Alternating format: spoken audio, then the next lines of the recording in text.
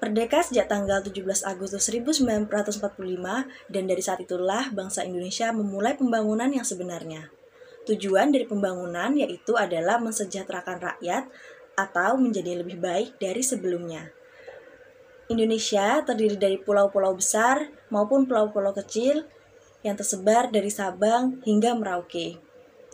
Dan terdiri dari bermacam-macam suku dan kebudayaan.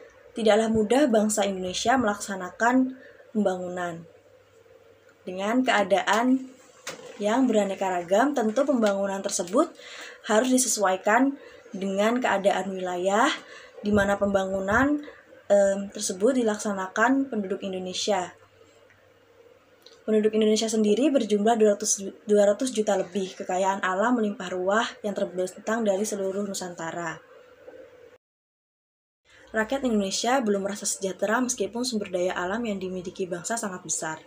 Seperti tujuan-tujuan pembangunan belum tercapai dan masih banyak kendala-kendala yang dihadapi oleh bangsa Indonesia. Pembangunan juga belum merata di seluruh pelosok negeri. Masih banyak daerah-daerah terutama di luar Jawa yang belum terjangkau oleh pembangunan infrastruktur.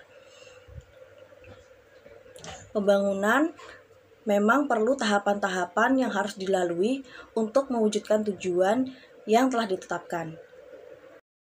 Pembangunan itu sendiri dibedakan menjadi 3 jangka waktu, yaitu jangka panjang, jangka menengah, dan jangka tahunan.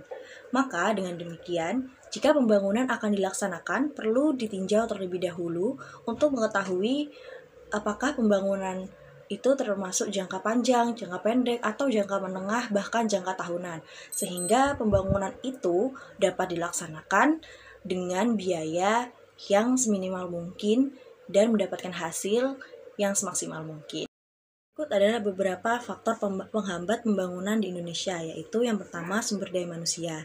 Sumber daya manusia juga menentukan keberhasilan pembangunan nasional melalui jumlah kualitas penduduk, dan jumlah penduduk yang besar merupakan pasar potensial untuk memasarkan hasil-hasil produksi. Sementara kualitas penduduk menentukan seberapa besar produktivitas yang ada. Selanjutnya ada pasar modal atau investasi. Investasi di Indonesia masih rendah padahal modal yang sangat dibutuhkan manusia untuk mengelola bahan mentah membutuhkan modal dan investasi yang ditujukan untuk menggali dan mengolah kekayaan. Sumber daya modal harus berupa barang-barang modal yang sangat penting bagi perkembangan dan kelancaran pembangunan ekonomi. Karena barang-barang modal juga dapat meningkatkan produktivitas investasi. Nah, investasi merupakan langkah awal kegiatan produksi. Tersebut, investasi pada hakikatnya juga merupakan langkah awal kegiatan pembangunan ekonomi. Dinamika penanaman modal mempengaruhi tinggi rendahnya pembangunan dan pertumbuhan ekonomi. Oleh karenanya, dalam upaya menumbuhkan perekonomian, setiap negara senantiasa berusaha menciptakan iklim yang dapat menggairahkan investasi. Terdapat beberapa penyebab perlambatan investasi, yaitu yang pertama, prosedur perjanjian investasi yang panjang dan mahal.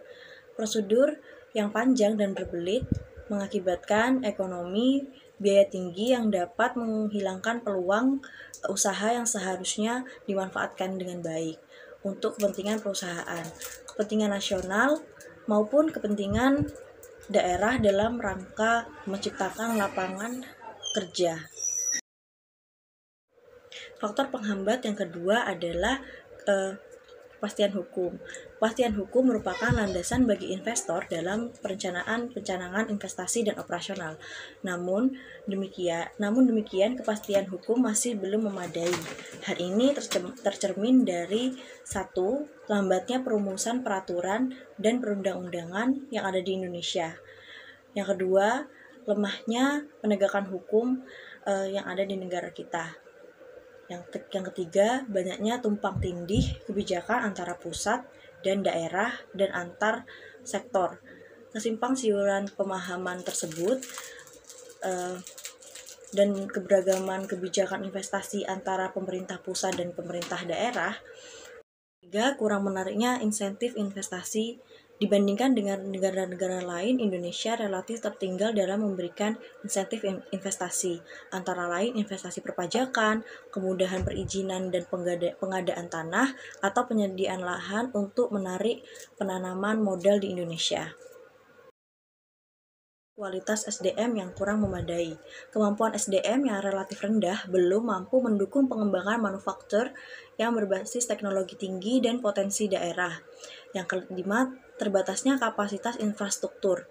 Kurang bergairahnya iklim investasi disebabkan oleh infrastruktur di Indonesia yang belum merata. Di daerah-daerah di luar Jawa, pembangunan infrastruktur belum memadai dalam hal tersebut. Yang keenam, jaminan keamanan. Di sini jaminan keamanan masih kurang kondusif dan hal tersebut berpengaruh pada investasi. Yang ketujuh, data yang belum memadai.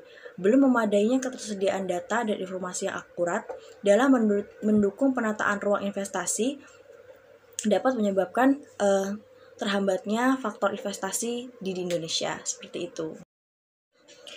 Yang selanjutnya ada penggunaan teknologi yang masih rendah. Penggunaan teknologi yang rendah menyebabkan ketidakefisienan dan produktivitas yang rendah. Secara umum dapat dikatakan bahwa makin tinggi teknologi yang digunakan, maka makin besar pula kemampuan dalam menciptakan sektor industri.